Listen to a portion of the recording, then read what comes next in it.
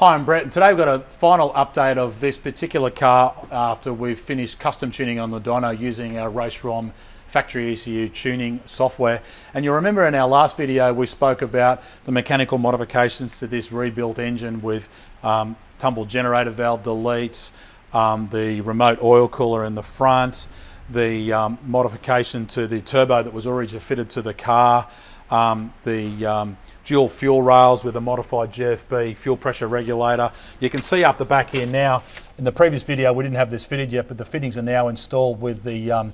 modification to the original Subaru fuel lines here, which now run back to the back of the engine bay with the aftermarket GFB fuel pressure regulator, which allows us to then run two separate fuel lines off the fuel rails to control separate fuel delivery, to split the rails to give more consistent delivery of fuel under high load, because we spoke previously about the effective length of the fuel rail on the Subaru EJ series engine. So the good news is the car's now finished, it's custom tuned. This car is going to have the occasional visit to the track, and the brief from what the client wanted was maximum torque without chasing some stupid high-end power number. He didn't want to rev the hell out of the car. So when referring to the graph that you can see what we're talking about here, the original factory torque of the car come on quite early with a smaller turbo, and it was running peak torque at around 440 Newton meters at 3,200 RPM. But you'll notice the torque curve dramatically drops off because the turbo that was originally on the car couldn't maintain the peak boost as the engine revs went up. So if you look at the dark blue line, which is traced over the top of it, and it now hits peak torque at around 4,000 RPM, but it is at 460 to 470 Newton meters. But you'll notice the graph is a lot flatter and maintains that peak torque all the way through to 6,500 RPM rev range. Now, you'll notice by the time the client driving his car gets to 6,000 RPM, the increase in torque is from 320 Newton meters up to 460. So as the engine is revving harder, you'll notice he is maintaining a lot more torque because the engine is both a lot more efficient and able to maintain boost for longer. So that then also translates to the power figure. So if you look at the power figure, which is the dark green line on the right hand side, so peak power on this graph tops out at 6,200 RPM at 297 kilowatts measured at the wheel hubs. Whereas if you look at the original power figure, it was dropping off significantly at around 200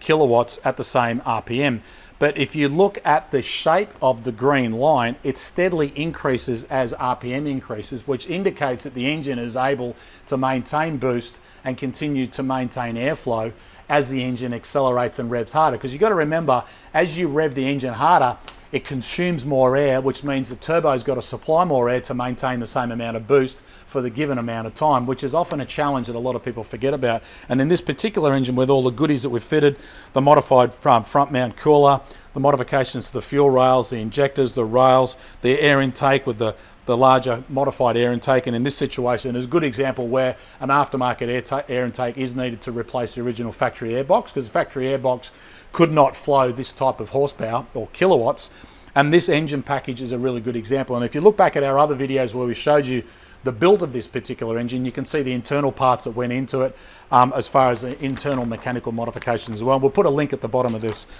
video channel so you can have a look at it. So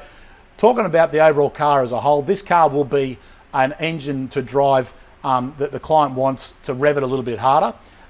sacrifice a little bit of bottom end torque and a little bit of bottom end lag to gain a whole lot more top end. And of course, the number one thing with this car, the client's going to have a big smile on his face because he's got a good, reliable engine package, which makes it pretty tough from a long-term point of view where it can continue to maintain. So the engine is not stressed, and we're not chasing some ridiculous torque and power figure just to show the dyno graph is what the client may or may not have wanted, and then to build the engine in a situation where it's not reliable from a future point of view. And the point that I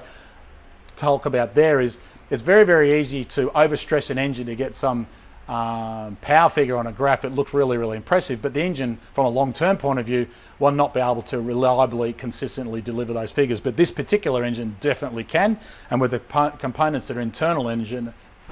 built into it, is certainly going to make it a lot of fun car with a lot of reliable future kilometres with the occasional visit to the track day. So there you have it, the current model STi. Here we are, 2018, good fun car, much bigger car, a lot heavier car with a similar engine that's been around for some time now, the Subaru EJ 2.5